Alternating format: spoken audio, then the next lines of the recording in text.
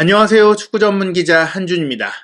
오는 11월에 개막할 2022 카타르 월드컵 본선 엔트리 경쟁 26명까지 월드컵에 참가할 수 있게 되면서 폭이 넓어졌고 그만큼 더 많은 선수들이 기대감을 갖게 됐는데요. 9월 달에 두 차례 A매치 친선 경기 일정이 있지만 아마도 이 경기는 월드컵 본선을 앞두고 최종 담금질 본선 엔트리를 확정하고 조직력을 다지는 시간이 될 것으로 보입니다. 그렇기 때문에 지난 6월 초에 있었던 4차례 친선 경기에 이어 이번 7월 말에 일본에서 열릴 동아시안컵은 벤투 감독이 마지막 옥석 가르기를 할 수 있는 시험 무대라고 할 수 있겠는데요. 이번 동아시안컵 같은 경우에는 다들 아시다시피 국제축구연맹이 정한 A매치데이에 포함된 일정이 아니기 때문에 선수의 의무 차출 규정이 없습니다. 그래서 유럽리그에서 활동하고 있는 선수들은 구단의 차출 협조가 어렵기 때문에 합류하지 않고요. K리그와 또 아시아의 주요 리그들이 이 대회에 맞춰서 오프시즌 잠깐의 휴식기를 갖기 때문에 이 대회는 아시아 리그 선수들을 중심으로 참가하게 됩니다. 그래서 국내파 선수들 그리고 아시아 리그 선수들이 벤투 감독의 눈에 들 수 있는 기회고 또 최근에 좋은 경기력을 보이면서 K리그 득점왕과 MVP까지 노린다는 평가를 받았던 이승우 선수의 재승선 가능성에 대해서도 많은 관심이 몰렸는데요. 결론부터 말씀드리면 이번 명단에 이승우 선수의 이름은 없었습니다. 어떤 선수들이 들어갔고 이승우 선수가 어떤 이유에서 빠지게 됐는지 지금부터 상세하게 분석해드리겠습니다. 2022 EAFF E1 챔피언십 동아시안컵으로 불리는 동아시아 축구 연맹 소속 최고의 팀들 가리는 대회는 지난 2019년 한국이 우승을 차지했었습니다. 벤투 감독 체제로 우승을 했었고 김영건 선수가 주장으로서 우승컵을 들고 황인범 선수가 MVP를 차지했었던 기억이 있는데요. 이번 대회는 본래 중국에서 열릴 예정이었으나 코로나19 재확산으로 인해 대회 개최를 포기하면서 일본에서 열리게 됐습니다. 한중일이 돌아가면서 개최를 하고 한중일 세 팀은 무조건 본선에 참가하고 예선전을 통해서 한 개의 팀이 추가로 올라오게 되는데 이번 대회에서는 홍콩이 본선에 참가해서 한중일과 홍콩 이 4개 팀이 풀리그를 통해서 우승팀을 겨루게 되는데요. 우선 최근에 이승우 선수의 활약이 굉장히 좋았어요. 지난 주말에 있었던 수원FC와 FC 서울의 경기에서도 수원FC가 4대3의 대역전극을 펼치는 과정 속에 2대0으로 지고 있던 상황에서 이승우 선수가 2대1로 쫓아가는 골을 넣었고 그 이후에 치열한 공방 끝에 수원FC가 승리를 했는데요. 이승우 선수가 이 경기뿐만 아니라 올 시즌 9골을 넣고 2개의 도움 총 11개의 공격 포인트를 기록하면서 공동 득점 4위에 올라있거든요. 현재 득점 선두인 무고사 선수가 J리그 빗셀고베로 이적을 했기 때문에 더 이상 득점을 추가할 수 없는 상황이고 그래서 조규성, 주민규, 레오나르도, 엄원상, 이승우 이렇게 득점한 경쟁을 펼치고 있다고 볼 수가 있겠는데 사실 K리그에서 좋은 활약을 펼친 선수 중에서 이승우 선수만 빠진 건 아닙니다. 조규성 선수와 엄원상 선수는 선발이 됐지만 주민규, 이승우, 김대원 이런 선수들은 이름을 올리지 못했거든요. 특히 주민규 선수 같은 경우에는 지난 시즌에도 K리그에서 굉장히 좋은 득점력을 보였음에도 불구하고 벤투 감독이 전술적으로 맞지 않는다는 이유로 선발하지 않고 있는 상황인데 이승우 선수도 같은 상황이라고 보시면 될 것 같습니다. 이승우 선수 역시 문전에서의 감각과 결정력이 뛰어난 선수지만 벤투 감독이 요구하는 전방에서의 압박 능력이라든지 연계 능력이라든지 플레이적인 측면에 있어서 조금 아쉽다는 평가가 있는 것 같고 무엇보다 우리가 월드컵에서 경기를 할 때는 체력적인 부분과 공격수의 수비 가담 측면이 굉장히 중요한데 그런 면에 있어서 조금 아쉽다. 주민기 선수도 전방에서 조금 정적인 움직임, 스트라이커로서의 9번 역할을 잘할 수 있지만 그 9번 역할이 피딩이라든지 스크린 플레이라든지 조규성 선수 같은 활동력을 보이지 못하는 상황이 되다 보니까 조규성 선수와의 경쟁에서 밀릴 수도 있는 그런 상황이 된 것이고요. 또 이승우, 김대원 선수 같은 경우에는 기술이 뛰어나긴 하지만 엄원상 선수 같은 정말 아주 폭발적인 스피드를 갖추고 있지 못하다 보니까 월드컵에서 이제 어떤 선수가 통할 수 있을까를 고려했을 때 벤투 감독은 이승우 선수를 배제한 것이다라고 좀 볼 수 있겠습니다. 다만 이제 이승우 선수는 7월 13일 저녁 8시에 서울 월드컵 경기장에서 열릴 토트넘 허스퍼와 팀 K리그의 경기에 등번호 10번을 달고 출전하게 됐고요. 또 이 경기에 선발이 애초에 됐었던 홍정호 선수라든지 국가대표 윙어인 엄원상 선수 등이 지금 부상으로 이제 빠지게 되면서 대구의 김진혁, 전북의 백승호, 울산의 아마노 선수가 대체 발탁이 된 사실이 확정이 됐습니다. 경기를 막 앞두고 있는 시점인데요. 그런 가운데 이제 동아시안컵 명단과 팀 K리그의 명단이 모두 확정이 됐어요. 동아시안컵과 팀 K리그의 경기를 모두 소화하게 된 선수는 말씀드린 대로 이제 백승호 선수라든지 엄원상 선수, 조영욱, 조규성 선수 등이 있는데요. 이 선수들이 토트넘과 경기를 치르고 주말에 K리그 경기까지 소화한 이후에 일본으로 바로 건너가서 동아시안컵 일정을 소화하게 됩니다. 이승우 선수가 빠진 동아시안컵 대표팀에는 어떤 선수들이 들었느냐? 총 26명의 명단부터 우선 살펴보겠습니다. 골키퍼 김동준, 송범근, 조현우, 수비수 권경원, 김문환, 김영권, 김주성, 김진수, 윤종규, 이상민, 조유민, 홍철,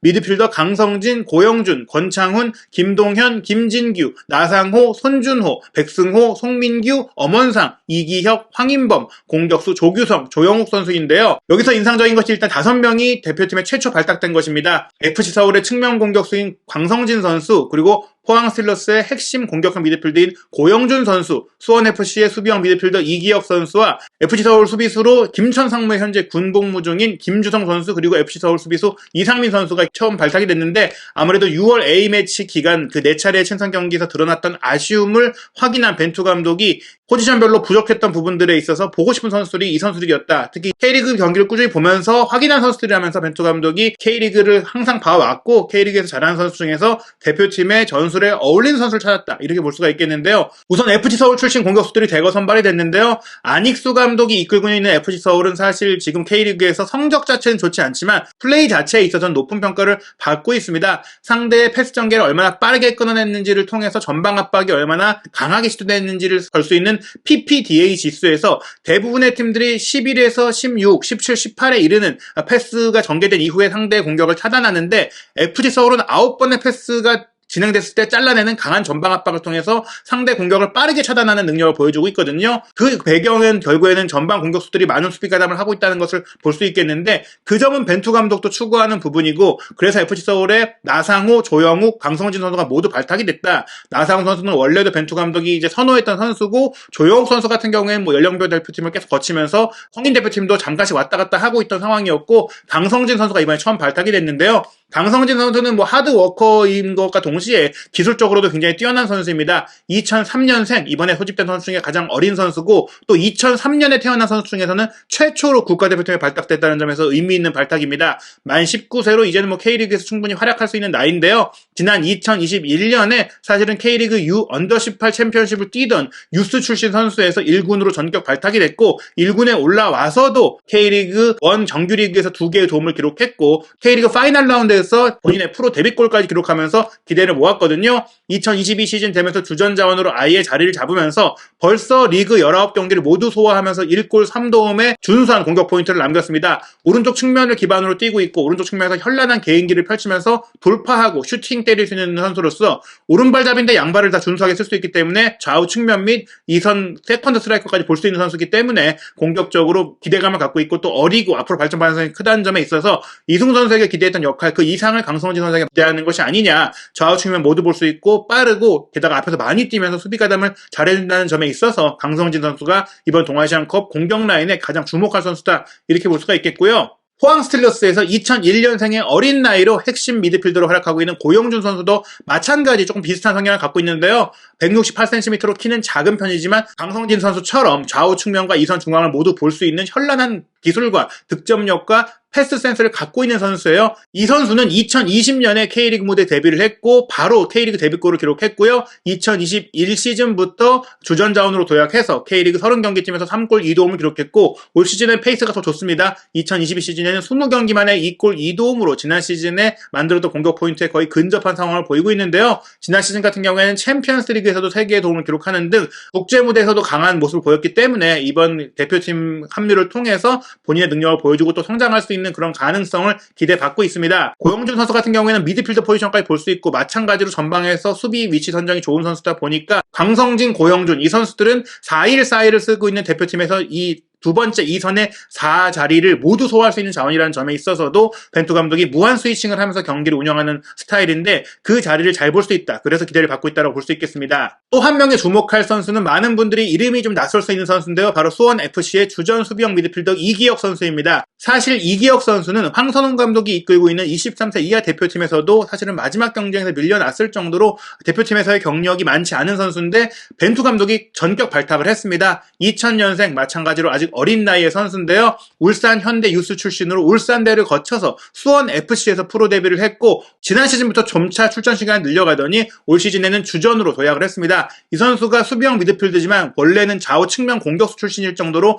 드리블 기술과 속도감을 갖고 있는 데다가 184cm까지 키가 크고 힘이 좋아지면서 중앙 미드필드로 보직을 바꾼 것이거든요. 공격력을 갖고 있는 데다가 패스 센스를 갖고 있는데 여기에 중앙 지역에서 공을 지켜주고 상대 수비를 압박하고 공을 따내는 능력을 갖추게 되면서 현대 축구가 원하는 공격 센스를 겸비한 터프한 수비형 미드필드로서 성장할 수 있는 기대감을 보이고 있고 사실 지난 6월 A매치 기간 동안 알사드의 정우영 선수가 부상으로 빠졌을 때 벤투호가 이제 대안을 찾는 데 굉장히 어려움을 겪었어요. 백승호 선수에게 그 역할을 맡겨왔지만 백승호 선수가 아무래도 힘의 부분이라든지 또 수비적인 부분에서 아쉽다는 평가를 받으면서 이 자리를 어떤 선수로서 플랜 B를 만들 수 있을까를 고민하는 과정 속에 이기혁 선수가 이번 동아시안컵에서 점검을 받게 됐습니다.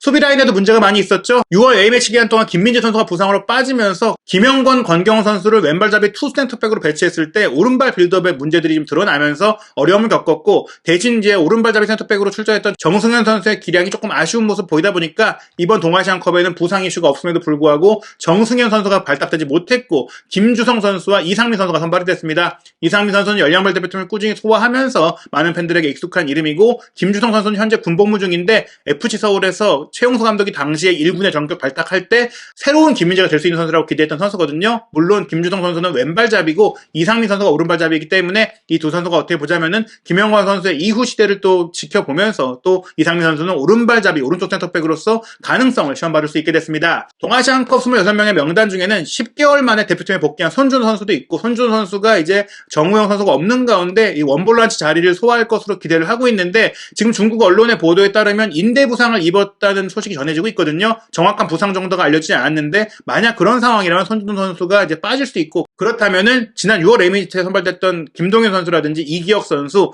백승호 선수가 이 자리를 좀 더 커버하면서 동아시안컵을 치르게 될 것으로 보입니다. 벤투 감독 4-1-4-1 포메이션을 쓰고 있는데요. 스트라이커 포지션은 조기성 선수와 조영욱 선수가 나올 것으로 예상이 되고 왼쪽 측면 공격수로 나상호, 송민규, 오른쪽 측면에 엄원상, 강성진, 중앙 공격형 미드필더로 황인범, 김진규, 권창훈, 고영준 선수가 이제 경합을 하고 백승호 선수는 밑에와 위를 오가할 수 있기 때문에 두 가지 역할을 모두 할 수 있을 것으로 보이고요. 레프트백은 김진수, 홍철이고 라이트백 포지션에는 이용 선수가 이미 검증이 된 상태에서 나이가 좀 있다 보니까 동아시안컵 기간 동안 휴식을 취하면서 컨디션을 관리할 것으로 보이고 울산의 김태환 선수는 부상 소식이 전해졌죠. 김문환, 윤정규 젊은 두 선수가 오른쪽 풀백으로 활약을 하고요. 중앙 수비 라인은 김영권, 김주성, 권경원, 조유민, 이상민 선수가 어떤 조합으로 나설지 지켜봐야 될 것 같습니다. 골키퍼 포지션은 사우디 리그 진출을 확정한 김승규 선수가 빠진 가운데 조현우, 김동준, 송범근 선수가 넘버 2 자리를 두고 경쟁을 하게 되는 상황이라고 볼 수 있겠습니다. 동아시안컵 일정 중국과의 첫 경기, 홍콩과 2차전, 일본과 마지막 경기 사실상 결승점을 펼치게 되는데요. 중국은 아무래도 월드컵 본선에 진출하지 못했기 때문에 내년으로 연기된 항저우 아시안게임을 준비하는 것 같아요. 23세 이하 대표팀이 참가하게 되고 일본 같은 경우에는 마찬가지로 한국처럼 월드컵을 준비하기 때문에 J리그 선수들을 중심으로 또 월드컵에 나설 수 있는 선수들을 점검할 것으로 보입니다. 한준TV를 통해서 동아시안컵에 관련된 소식도 확인하시기 바랍니다.